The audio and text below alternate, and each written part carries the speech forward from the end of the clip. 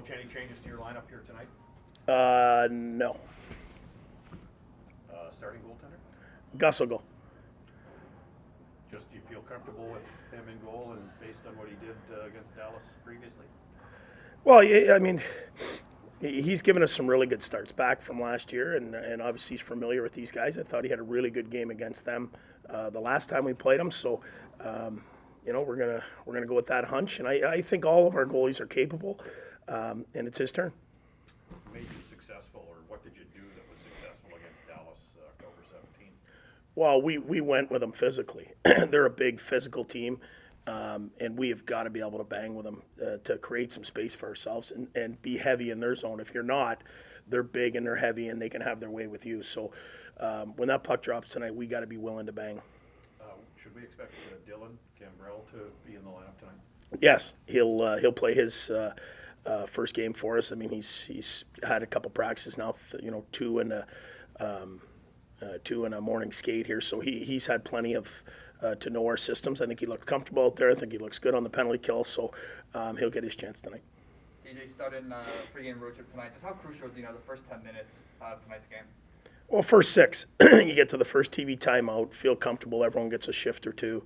That's big on the road to win, games. You've got to take care of the puck a lot more. They're not going to give you very much, so we've got to give them nothing.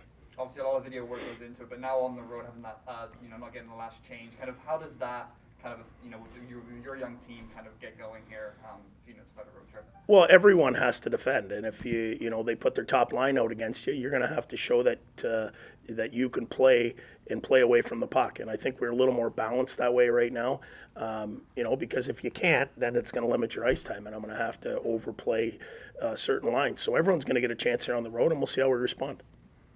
Coach, overall in NHL, there's the fallout from the Blackhawks. I'm just wondering, some people have said because of what's happening, there could be a change in culture in NHL if it's needed. What's your reaction to all that? What do you think about what's going on? Just so unfortunate that Kyle Beach had to go through that, and so much is being said, wondering about the people getting fired and losing their jobs. But just imagine being that poor kid and living with that and everything that he's gone through. Really, I don't have much thought about anything outside of, and I think John Tortorella said it yesterday, if that was your own son, how you'd feel about this situation. So I have a 17-year-old boy that plays junior hockey, and it would be crushing. So my thoughts and everything right now is with him and all the victims. There's always this, in any pro sport, probably any sport, amateur, pro, that in the locker room, things kind of stay in the locker room. Things have changed societally and everything like that. Does something like this kind of create a little difference that maybe not everything does have to stay in the locker room? Well, you have to do what's right, and you know what? In that situation, they didn't, and I think through processes like this, people are going to get better at continuously doing what's right. And maybe there was a culture before, but I think that is really starting to lift, and there's more to go for sure. But in today's world, there's enough people that know what's right and wrong, and you just hope you do what the right thing is. And show that there is some safe space there, I guess, that people can come out if there is. Absolutely. I mean, it doesn't matter, the world today, no matter what your situation, mental health being one of the biggest ones that people, I think, are still hesitant to come out as if it's a bad thing. And we've seen it throughout sports, coaches, players alike.